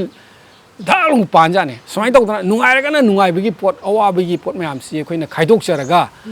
ꯑꯗꯒꯤ ꯑꯩꯈꯣꯏ ꯃꯅꯤꯄꯨꯔꯒꯤ ꯇ꯭ꯔꯦꯗꯤꯁꯟ ꯀꯜꯆꯔꯗ ꯂꯥꯛꯄ ꯑꯩꯈꯣꯏꯒꯤ ꯃ꯭ꯌꯨꯖꯤꯛ ꯃꯌꯥꯝꯁꯦ ꯁꯤꯅꯦꯕ ꯑꯩꯈꯣꯏꯅ ꯉꯝꯃꯤꯉꯩ ꯐꯤꯠ ꯇꯧꯅꯕ ꯍꯣꯠꯅꯔꯤꯁꯦ ꯑꯗꯨꯁꯨ ꯃ꯭ꯌꯨꯖꯤꯛꯁꯤ ꯑꯃꯨꯛ ꯂꯥꯏꯚ ꯄ꯭ꯂꯁ ꯔꯦꯀꯣꯔꯗꯤꯡ ꯑꯅꯤꯁꯤ ꯆꯨꯁꯟꯅꯍꯜꯂꯒ ꯁ꯭ꯇꯦꯖꯁꯤꯗ ꯃꯥꯒꯤ ꯁꯥꯎꯟꯒꯤ ꯕꯦꯂꯦꯟꯁꯁꯦ ꯑꯩꯈꯣꯏꯅ ꯊꯤꯔꯦ ꯐꯖꯅ ꯑꯗꯨꯒ ꯑꯅꯤꯁꯦ ꯔꯦꯀꯣꯔꯗꯦꯠ ꯄ꯭ꯂꯁ ꯂꯥꯏꯚ ꯃ꯭ꯌꯨꯖꯤꯛ ꯑꯅꯤꯃꯛꯁꯤ ꯇꯧꯔꯒ ꯑꯩꯈꯣꯏꯅ ꯄꯤꯕꯅꯦꯕ ꯑꯗꯨꯅ ꯑꯗꯨꯝ ꯃ꯭ꯌꯨꯖꯤꯛꯁꯦ ꯑꯩꯅ ꯑꯗꯨꯝ ꯑꯩꯈꯣꯏ ꯃꯌꯥꯝ ꯑꯩꯈꯣꯏꯒꯤ ꯀꯩꯅꯣꯁꯨ ꯑꯗꯨꯝ ꯃꯌꯥꯝ ꯈꯪꯕꯅꯤ ꯊꯤꯌꯦꯇꯔ ꯄꯔꯁꯣꯅꯦꯂꯤꯇꯤꯁ ꯃꯅꯤꯄꯨꯔꯒꯤ ꯑꯈꯪ ꯑꯍꯩ ꯑꯣꯖꯥꯁꯤꯡꯅꯁꯨ ꯑꯗꯨꯝ ꯍꯥꯏꯕꯤꯕꯅꯦꯕ ꯁꯗꯥꯅꯟꯗꯒꯤ ꯀꯩꯅꯣꯗꯤ ꯄ꯭ꯂꯦꯗꯤ ꯃ꯭ꯌꯨꯖꯤꯛꯁꯦ ꯐꯖꯅ ꯁꯤꯖꯤꯟꯅꯩ ꯍꯥꯏꯁꯤ ꯑꯇꯣꯞꯄꯅꯁꯨ ꯑꯗꯨꯝ ꯑꯩ ꯍꯥꯏꯕ ꯇꯥꯖꯈ꯭ꯔꯦ ꯍꯥꯏꯗꯤ ꯃꯌꯥꯝ ꯊꯤꯌꯦꯇꯔ ꯇꯧꯅꯔꯤꯕꯁꯤꯡꯁꯤꯗꯒꯤ ꯑꯩꯅ ꯑꯗꯨꯝ ꯈꯔ ꯍꯦꯟꯅ ꯑꯩ ꯍꯥꯞꯆꯩ ꯍꯥꯏꯅ ꯑꯩ ꯑꯗꯨꯃꯥꯏꯅ ꯂꯧꯖꯩ ꯌꯥꯝ ꯅꯨꯡꯉꯥꯏꯖꯩ ꯌꯥꯝ ꯌꯨꯅꯤꯛ ꯋꯦ ꯑꯃꯗ ꯃꯌꯥꯝꯗꯒꯤ ꯇꯣꯞ ꯇꯣꯞꯄ ꯄꯔꯁꯣꯅꯦꯂꯤꯇꯤ ꯑꯃꯒ ꯐꯝꯃꯤꯟꯅꯔꯒ ꯋꯥꯔꯤ ꯋꯥꯇꯥꯏ ꯃꯥꯏꯝꯒꯤ ꯃꯔꯝꯗ ꯑꯩꯈꯣꯏꯒꯤ ꯃꯥꯏꯝꯒꯤ ꯃꯔꯝꯁꯤꯗꯀꯣ ꯅꯣꯂꯦꯖ ꯀꯌꯥ ꯑꯃ ꯁꯤꯌꯔ ꯇꯧꯕꯤꯕꯒꯤꯗꯃꯛꯇ ꯑꯗꯣ ꯑꯣꯖꯥꯗ ꯂꯥꯛꯆꯅꯤꯡꯕ ꯃꯈꯥ ꯇꯥꯕ ꯈꯪꯖꯅꯤꯡꯕ ꯑꯃꯅ ꯑꯃꯨꯛ ꯁꯪꯒꯤꯠ ꯅꯥꯇꯛ ꯑꯦꯀꯥꯗꯃꯤ ꯑꯦꯋꯥꯔꯗꯁꯦ ꯐꯪꯉ ꯃꯇꯨꯡꯗ ꯑꯦꯅꯤ ꯁ꯭ꯇꯦꯞ ꯑꯣꯖꯥꯅ ꯂꯧꯈꯠꯀꯦ ꯀꯥꯏꯅ ꯈꯟꯕ ꯑꯦꯟ ꯑꯣꯕꯖꯦꯛꯀꯤ ꯃꯅꯨꯡꯗ ꯆꯟꯕ ꯍꯥꯏꯇꯥꯔꯦꯀꯣ ꯀꯔꯤꯒꯗꯤ ꯂꯩ ꯈꯤꯇꯪ ꯇꯥꯛꯄꯤꯌꯨ ꯑꯁꯥꯗꯤ ꯌꯥꯝ ꯆꯥꯎꯋꯦ ꯑꯗꯣ ꯍꯧꯖꯤꯛ ꯁꯤꯒꯤ ꯑꯦꯋꯥꯔꯗꯁꯤ ꯐꯪꯉ ꯃꯇꯨꯡꯗ ꯂꯤꯂꯥ ꯆꯪ ꯂꯥꯎꯕ ꯄꯨꯊꯣꯛꯀꯦꯅꯁꯨ ꯈꯜꯂꯤ ꯑꯣꯖꯥ ꯅꯣꯡꯃꯥꯏꯊꯦꯝ ꯄ꯭ꯔꯣꯐꯦꯁꯔ ꯅꯣꯡꯃꯥꯏꯊꯦꯝ ꯇꯣꯝꯕꯤꯅ ꯄꯦꯕꯦꯠ ꯍꯥꯏꯅ ꯄ꯭ꯂꯦ ꯑꯃꯁꯨ ꯃꯥꯅ ꯁ꯭ꯀ꯭ꯔꯤꯞ ꯑꯃ ꯏꯔ ꯄꯤꯕꯤꯔꯛꯑꯦ ꯑꯩ ꯂꯥꯏꯕꯛ ꯌꯥꯝ ꯐꯕꯅꯤ ꯄꯦꯄꯦꯠ ꯑꯩꯁꯤ ꯑꯣꯖꯥ ꯀꯟꯍꯥꯏꯂꯥꯟꯗꯁꯨ ꯄꯨꯊꯣꯛꯈ꯭ꯔꯦ ꯑꯗꯨꯕꯨ ꯑꯇꯣꯞꯄ ꯃꯑꯣꯡ ꯑꯃꯗ ꯑꯣꯖꯥ ꯇꯣꯝꯕꯤꯅ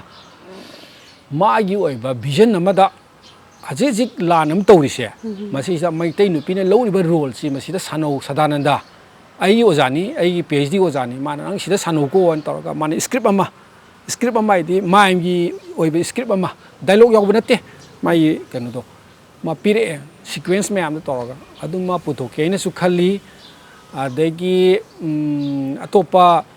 ꯗ ꯔꯥꯏꯝ ꯑꯣꯐ ꯑꯦꯁꯦꯟ ꯃꯦꯔꯤꯅꯔ S.T. ꯀꯣꯂꯔꯤꯁꯅ ꯏꯕ ꯑꯩ ꯍꯥꯟꯅꯁꯨ ꯄꯨꯊꯣꯛꯈ꯭ꯔꯦ ꯑꯗꯨ ꯐꯖꯅ ꯑꯃꯨꯛ ꯏꯗꯤꯠ ꯇꯧꯔ ꯄꯨꯊꯣꯛꯀꯦꯅꯁꯨ ꯈꯜꯂꯤ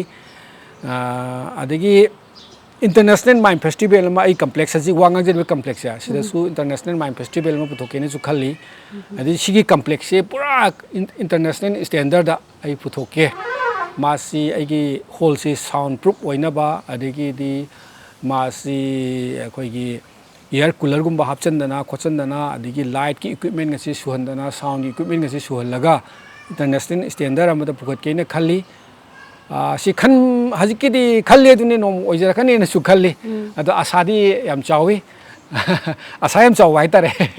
अदो आइना लेजे हाइता हाइजब ताइ अदो हजिक मणिपुर दे याम रियर ओइबा माइम थिएटर सी ओजाना ड्रीम दे याम चावरे को अदो पुखत पिनिंगी बा पांदम जिसु तसेंगना ओजागी होना जमन ngasi बाव दुम कैराक थारी हाइना लौबो याय अदो मतुंग तारक पदसु यामना सिंसियरली ऑनेस्टली तो पाइखत थबक सिंजे पाइखत पनिना सोइदना मकेसु ताइबंग मपुना थौजान बिबो ओइसनु थौजान बिगनी हाइना हाइबगी थाजबसु लैजैको अदो ngasi फावबदा ओजाना पुथोकिबा माइम प्ले से मसिंग कयामुकदी यामखरे मचामचा थारगदी दुम कुन कुंथ्रा मुक्ति सुरे अदुगा खोइगी मास्टरपीस ओइना लैबदी मंगा मुक्तनी मास्टरपीस सिंगी मनुंगदा मिरेल मसिंघा लव योर नेचर अदगी सैथेंग अदगी नो बजेट अदगी माय ओबिडन डोल काइना खरा मास्टरपीस ओइना दाइना मंगा मुक्ति लै अदुगा मचामचा पुथोकिबा कोइगी अदुदी यामे कुन कुथ्रा मोदाइ सुई मास्टरपीस पुथोकपसे हेता ngamdi मास्टरपीस अमा ताना होनाबदा पृथ्वीदा चटना होनाबदा सा हाइजेगेदो लाइट की साउंड की म्यूजिक की एक्टिंग की अदि माय फिजिकल फिटनेस की अदि स्टोरी का ये मयाम जे सागलक न होनाबदना मत मेथड संगी अदि मास्टरपीस ताबसु ngamदेबा अदमाय तौदना अखोइना लोयरकांदा कनागुम्बा पुजारी चाखुमदा लैरिबा युम्बुरेम्बेदुना थोंगा पुथोरकपदो चारम दाइ खतनेब अखोइना हावी हाउते हाइदोइसे मदुमा सेम सानो होदा मतम चंगबा वखन चंगबा दुगा चप मानैको अदो परफॉर्मिंग आर्ट अमा उखै उटपा मतमदा स्पेस अमा जेन चंगेको थिएटर गी ओइना स्टेज ऑडिटोरियम लैरे अदो सिगी मतंगदा नेब ऑडिटोरियम जे लैबसु ओजागी सु याम फजना लैरिको जुमाइ तौदना मखा ताना माइम थिएटर सिगी दमकता अखोइना कम्प्लेक्स अमा सेंगतनिंगबगी वखलोनसु लैरे सोइदना मकेसु मियोइबनबु खनबु खल्लबा तौगेनबु निंगदी माइ खोंथांदु मनिंग हनरगदी माइ पाकपा हाइबसिदि अदुम मसाना तारबनिको अदुम वखलसे ओजागी वखलोन पाक चाउबा पाक सन्ना यामना ड्रीम याम वांगबसे मसे याम नुंगाइ हेना लौजगे अदो मणिपुर गवर्नमेंट के कोई CM गी तेंबांग हाइबा स्कीम अमदि लैरेदनको अदो मसेगी स्कीम जिगी मतंगजिदा खोइगी ओजागी माइम थिएटर जिगा करी मरी लैनब लै हाइबदि मतेंग तेंबांग फंगबा लैरब्रा तानगी हाइना सु खनब्रा लैदनको सिगी मतंगदा लोइचलकपसिदा कितंग थंबिरम होय आइगोंदा खुदुंग जाबा चौबम पिबिबसे खरा पजहोगे चीफ मिनिस्टर की आर्टिस्ट सिंगी तेंबांग माय स्कीम से दुम खरा यामबनी आर्टिस्ट पेंशन यावरे प्रोटेक्शन ग्रांट की यावरे दगी इक्विपमेंट ग्रांट अखोगी इंस्ट्रूमेंट लेनबे यावरे अदो आइसु प्रोटेक्शन ग्रांट की लुपा ला अमगी कईगी आई फंगिबे लैरे अदुसु याम नुंगाइजे याम फबा स्कीम अमने लौजै अदा हजिक्सी चीफ मिनिस्टर की आर्टिस्ट सिंगी तेंबांग की स्कीम सिदा याम चावबा अहोबा हाफौदबा अमदि लैयेबा मधु करिनो हाइदा अखोगी बिल्डिंग ग्रांट की अखोई इंफ्रास्ट्रक्चर की scheme सिमदि हापतेबा मधुमा I ngasi swain tong na ISTB na aibu interview tobidana lobi bagi khudong chaba si loraga si minister gi nakong de yongna ba do arin culture gi director de yongna ba arin culture gi commissioner de yongna ba haijege madudi kaino da si minister gi artist sing gi tengbang hariba scheme sida infrastructure gi building grant gumba di conference hall gumba khigi complex cultural complex samgatna bagi scheme अमतंग हाकत पिरागदी अखोइसु लौजगे अदुगा अतोपा अखोइदगी हाना मांजिंग थाग्रब ओजासिंग सुदुम लौबियु ꯑꯗꯒꯤ ꯃꯅꯤꯄꯨꯔꯒꯤ ꯈꯨꯡꯒꯪ ꯈꯨꯡꯌꯥꯗ ꯂꯩꯔꯤꯕ ꯃꯌꯥꯝꯁꯤ ꯂꯧꯕꯤꯌꯨ ꯑꯗꯒꯤ ꯏꯝꯐꯥꯜ ꯃꯅꯨꯡꯗ ꯂꯩꯔꯤꯕ ꯃꯌꯥꯝ ꯑꯩꯈꯣꯏꯒꯤ ꯃꯁꯥꯒꯤ ꯕꯤꯜꯗꯤꯡ ꯁꯥꯅꯤꯡꯕ ꯊꯤꯌꯦꯇꯔꯒꯤ ꯑꯣꯔ ꯀꯜꯆꯔꯦꯜ ꯀꯝꯄ꯭ꯂꯦꯛꯁ ꯁꯥꯅꯤꯡꯕꯁꯤꯡꯁꯦ ꯃꯣꯏꯁꯨ ꯈꯨꯗꯣꯡꯆꯥꯕ ꯂꯧꯁꯅꯨ ꯑꯗꯨꯅ ꯒꯃꯦꯟ ꯑꯣꯐ ꯃꯅꯤꯄꯨꯔꯅ ꯍꯧꯖꯤꯛꯀꯤ ꯆꯤꯐ ꯃꯤꯅꯤꯁꯇꯔꯒꯤ ꯑꯥꯔꯇꯤꯁꯁꯤꯡꯒꯤ ꯇꯦꯡꯕꯥꯡ ꯍꯥꯏꯔꯤꯕ ꯁ꯭ꯀꯤꯝꯁꯤꯗ ꯏꯟꯐ꯭ꯔꯥꯁ꯭ꯇ꯭ꯔꯛꯆꯔꯒꯤ ꯁ꯭ꯀꯤꯝ ꯈꯛꯇꯪꯒ ꯍꯥꯞꯆꯤꯟꯕꯤꯔꯒꯗꯤ ꯌꯥꯝ ꯅꯨꯡꯉꯥꯏꯖꯒꯅꯤ ꯍꯥꯏꯕ ꯋꯥꯐꯝꯁꯤꯃ ꯑꯩ ꯊꯝꯖꯒꯦ ꯑꯣꯖꯥꯒꯤ ꯋꯥꯈꯜꯂꯣꯟꯁꯦ ꯁꯣꯏꯗꯅꯃꯛꯀꯤ ꯑꯩꯈꯣꯏꯒꯤ ꯃꯔꯤ ꯂꯩꯅꯕ ꯗꯤꯄꯥꯔꯠꯃꯦꯟꯠꯁꯤꯡ ꯑꯃꯗꯤ ꯁꯤꯑꯦꯝꯒꯤ ꯅꯥꯀꯣꯡ ꯌꯧꯕ ꯑꯣꯏꯁꯅꯨꯀꯣ ꯑꯗꯨꯒ ꯑꯩꯈꯣꯏꯒꯤ ꯑꯣꯖꯥꯅ ꯑꯦꯁ ꯑꯦ ꯗꯤꯔꯦꯛꯇꯔ ꯇꯤꯆꯔ ꯑꯃ ꯑꯣꯏꯅ ꯑꯥꯔꯇꯤꯁ ꯑꯃꯗ ꯆꯦꯟꯒꯗꯕ ꯒꯨꯟꯗꯣ ꯈꯤꯇꯪ ꯇꯦꯜꯂꯞꯅ ꯊꯝꯕꯤꯌꯨꯅꯦ ꯑꯥꯔꯇꯤꯁ ꯑꯃꯗ ꯆꯦꯟꯒꯗꯕ ꯒꯨꯟꯁꯤ ꯊꯋꯥꯏ ꯌꯥꯎꯕꯁꯤꯃ ꯗꯔꯀꯥꯔ ꯂꯩꯔꯦꯀꯣ ꯑꯗꯨꯗꯤ ꯃꯥꯅ ꯊꯋꯥꯏ ꯌꯥꯎꯕꯒꯤ ꯃꯊꯛꯇ ꯑꯥꯔꯠ ꯐꯣꯝꯗꯨꯃꯁꯨ ꯃꯥꯅ ꯌꯥꯝ ꯄꯥꯝꯖꯕ ꯑꯃꯁꯨ ꯃꯊꯧ ꯇꯥꯏꯌꯦꯕ ꯄꯥꯝꯖꯕ ꯊꯋꯥꯏ ꯌꯥꯎꯕ ꯑꯗꯒꯤ ꯁꯤ ꯃꯊꯛꯇ ꯑꯃꯨꯛ ꯍꯣꯠꯅꯕ ꯀꯟꯕ ꯑꯗꯨꯒ ꯅꯨꯡꯁꯤꯕ ꯑꯃꯁꯨ ꯆꯪꯒꯗꯕꯅꯦꯕ ꯃꯥꯒꯤ ꯑꯥꯔꯠ ꯅꯨꯡꯁꯤꯕ ꯑꯃ ꯆꯪꯒꯗꯕꯅꯦꯕ ꯅꯨꯡꯁꯤꯕ ꯑꯥꯔꯠ ꯐꯣꯝꯁꯤꯗ ꯃꯥꯅ ꯄꯥꯝꯖꯔꯤꯕ ꯑꯥꯔꯠ ꯐꯣꯝꯗꯣ ꯄꯥꯝꯖꯕ ꯈꯛꯇꯅ ꯅꯨꯡꯁꯤꯕ ꯑꯃ ꯌꯥꯎꯔꯛꯑꯒꯗꯤ ꯃꯥꯗ ꯍꯣꯠꯅꯅꯤꯡꯕꯩ ꯄꯣꯠ ꯂꯥꯛꯑꯅꯤ ꯃꯥ ꯀꯠꯊꯣꯛꯄꯩ ꯄꯣꯠ ꯁꯨꯝ ꯂꯥꯛꯀꯅꯦꯕ ꯅꯨꯡꯁꯤꯕꯗꯨꯝ ꯌꯥꯎꯗ꯭ꯔꯒꯗꯤ ꯍꯦꯛ ꯆꯪꯉꯨꯔꯒ ꯑꯁ ꯃꯁꯤꯗꯤ ꯀꯥꯟꯅꯗꯕꯗ ꯑꯩꯕꯨ ꯂꯝ ꯆꯠꯄ ꯄꯨꯕꯤꯅꯦ ꯄꯨꯕꯤꯗꯕ ꯀꯥꯏꯅ ꯑꯗꯣꯝꯗ ꯁꯨꯝ ꯑꯃꯨꯛ ꯃꯔꯩ ꯇꯧꯈ꯭ꯔꯅꯦꯕ ꯑꯩ ꯄꯩꯁꯥ ꯈꯔ ꯐꯪꯅꯦꯅ ꯌꯥꯎꯔꯨꯔꯒ ꯃꯁꯤ ꯀꯥꯏꯅ ꯈꯜꯂꯛꯑꯅꯦꯕ ꯑꯗꯨ ꯃꯥ ꯅꯨꯡꯁꯤꯕ ꯑꯃ ꯑꯥꯔꯠ ꯐꯣꯝꯁꯤꯗ ꯃꯥ ꯅꯨꯡꯁꯤꯕ ꯑꯃ ꯌꯥꯎꯔꯒꯗꯤ ꯑꯣꯖꯥ ꯅꯪ ꯄꯩꯁꯥ ꯄꯤꯒꯦ ꯄꯤꯌꯨ ꯄꯤꯔꯣꯏ ꯇꯣꯛꯎ ꯑꯩ ꯂꯝ ꯆꯠꯄ ꯄꯨꯒꯦ ꯄꯨꯔꯣꯏ ꯇꯣꯛꯎ ꯑꯩ ꯁꯤꯒꯤ ꯑꯥꯔꯠ ꯐꯣꯝꯁꯦ ꯑꯩ ꯌꯥꯝ ꯄꯥꯝꯖꯔꯦ ꯌꯥꯝ ꯅꯨꯡꯁꯤꯖꯔꯦ ꯑꯩ ꯁꯤꯗꯩꯁꯤꯗ ꯑꯩ ꯀꯠꯊꯣꯛꯆꯔꯒꯦ ꯌꯥꯎꯖꯔꯒꯦꯅ ꯃꯥꯅ ꯑꯗꯨꯒꯤ ꯑꯥꯏꯗꯤꯌꯥ ꯑꯃ ꯆꯪꯉꯦꯕ ꯑꯗꯨ ꯑꯣꯏꯔꯒꯗꯤ ꯃꯥ ꯁꯨꯡꯁꯣꯏ ꯁꯣꯏꯗꯅ ꯃꯥꯒꯤ ꯀꯩꯅꯣꯗꯨ ꯑꯗꯨꯝ ꯂꯥꯛꯀꯅꯤ ꯍꯣꯠꯄꯨ ꯍꯣꯠꯅꯔꯗꯤ